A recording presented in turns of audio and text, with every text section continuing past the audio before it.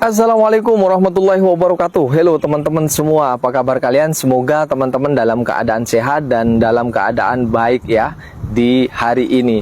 Saya nyesek sekali teman-teman ketika membaca berita tentang pengusiran atau bisa dibilang somasi ya, agar supaya masyarakat adat Pemaluan yang ada di sekitar IKN itu supaya pindah, diberi waktu 7 hari. Ini nyesek banget teman-teman ya, luar biasa. Padahal di IKN itu support dari masyarakat adat di sekitar IKN luar biasa. Entah janji apa yang mereka dapatkan sehingga memberikan statement waktu awal-awal rencana pendirian IKN di Kalimantan tersebut teman-teman ya. Namun sekarang mereka sepertinya menyesal ya, melihat cara pemerintah atau cara pemerintah yang tidak merealisasikan janjinya. Teman-teman bisa lihat sendiri nih, bagaimana pendapat kalian ketika mendengarkan berita seperti ini.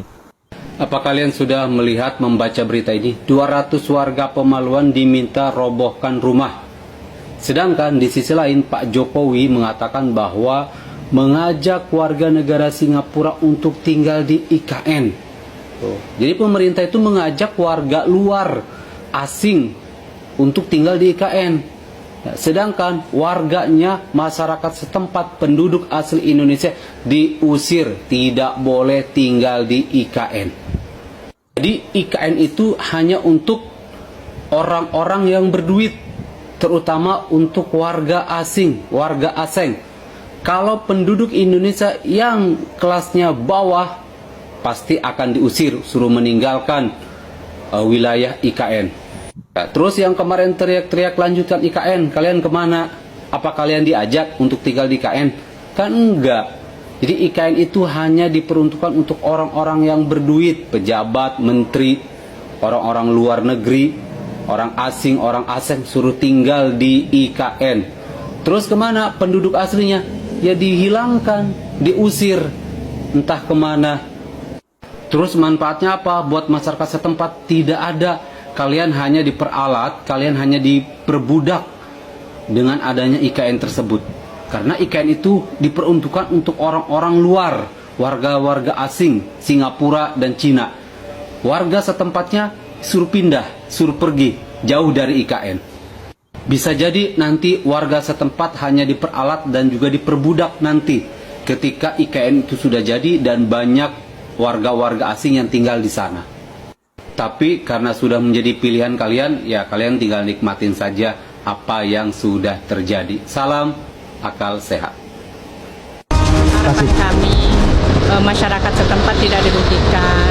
Istilahnya kami ini kan memang warga sini, senang dengan adanya IKN, menerima dengan adanya IKN. Kami tidak pernah menolak, kami mendukung sepenuhnya.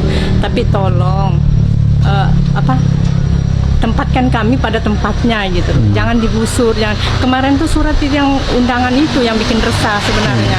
Walaupun sebelumnya memang tidak ada pemberitahuan. Itu kan bunyinya sangat menyinggung. Saya pun sempat, saya bilang saya tidak terima bunyinya surat ini. Kan surat teguran pertama.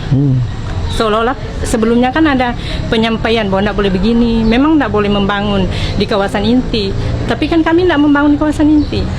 Dan kawasan itu belum ada ganti rugi sebelumnya. Sampai sekarang belum ada, 2 tahun kami. Untuk mempercepat investasi, Presiden Joko Widodo mengizinkan pembelian lahan di kawasan Ibu Kota Negara Nusantara. Dari Bapak Menteri Investasi yang juga disepakati oleh Bapak Presiden, beli. Jadi tanahnya dijual, harganya ditetapkan oleh otoritas, asal tidak melanggar aturan. Itu juga kalimatnya beliau. Kerja cepat, tapi tidak melanggar aturan.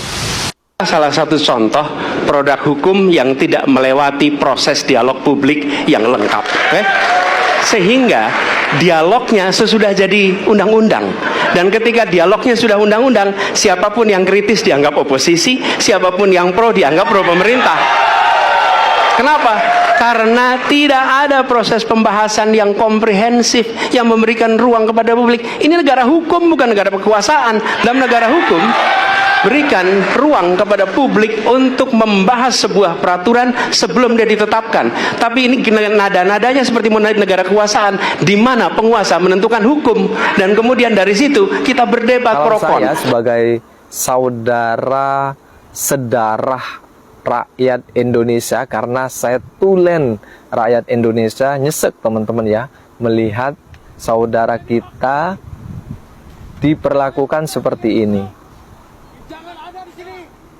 Mungkin ini adalah cara terbaik untuk pemerintah ya memperlakukan rakyatnya, terutama di sekitar IKN, dengan berbagai rencana besar ya, karena ibu kota sebentar lagi dipindahkan di sana teman-teman ya. Dan di sekitar IKN sepertinya harus steril. Kalau di kemarin di sekitar IKN tidak boleh ada warung-warung dagang kaki lima yang tidak memenuhi standar. Sekarang ini warga di sekitar IKN itu diberi 7 hari ya. Mungkin yang tidak memenuhi syarat atau mungkin apalah ya. Yang penting ini beritanya seperti ini teman-teman. Demi hak kami, saya minta kalian pulang. Jangan ada di sini. Buah kalian hanya satu hari tidak dikelola.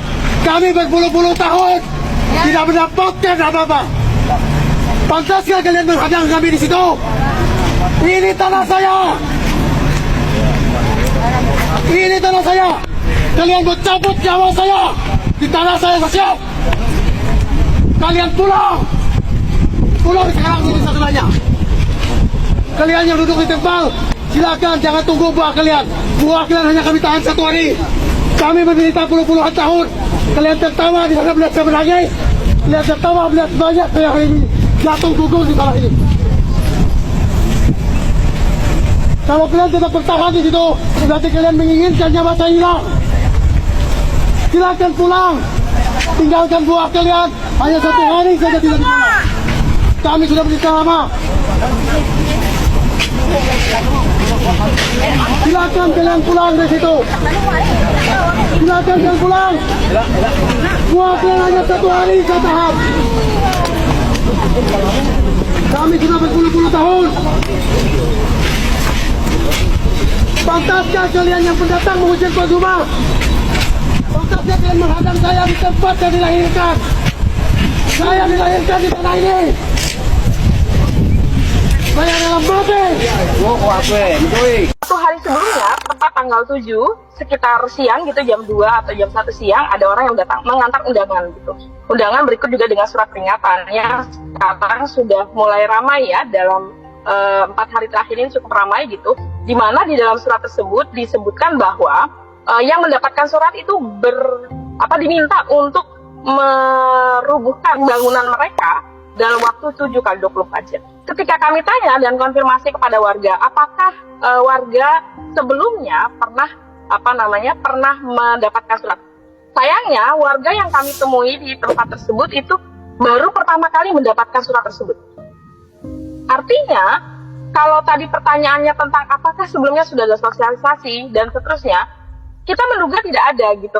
Nah, perampasan tanah-tanah rakyat ini kan sebenarnya kalau bagi saya itu mengingatkan kita dengan bagaimana cara-cara kekuasaan otoritarian Orde Baru dulu kan, merampas tanah-tanah rakyat atas nama kepentingan pembangunan, mengambil alih tanah-tanah rakyat atas nama kepentingan umum dan lain sebagainya. Nah, cara-cara seperti ini juga tetap dipakai di surat yang kemarin beredar itu. Bagaimana mungkin warga negara justru dipaksa angkat kaki dari tanahnya sendiri, digusur dari tanahnya sendiri, diminta membongkar rumahnya sendiri, sementara pada sisi yang bersamaan kekuasaan atau pemerintah justru permisif terhadap modal asing kan, permisif terhadap investasi, permisif terhadap mereka-mereka yang akan berinvestasi ke IKN, bahkan mendapatkan privilege malah diberikan keistimewaan yang bahkan jauh dari apa yang diharapkan atau yang didapatkan oleh warga. Oke, itu tadi. Semoga apapun yang terjadi untuk saudara kita yang ada di Kalimantan, terutama yang dekat dengan pembangunan atau di rencana IKN, semoga mendapatkan tempat yang lebih layak atau mendapatkan ganti yang lebih layak. Itu saja teman-teman ya. Silahkan teman-teman berikan komentarnya, doa terbaik untuk saudara kita yang ada di Kalimantan yang terancam dipindahkan dari tempat tanah kelahirannya. Oke, itu saja.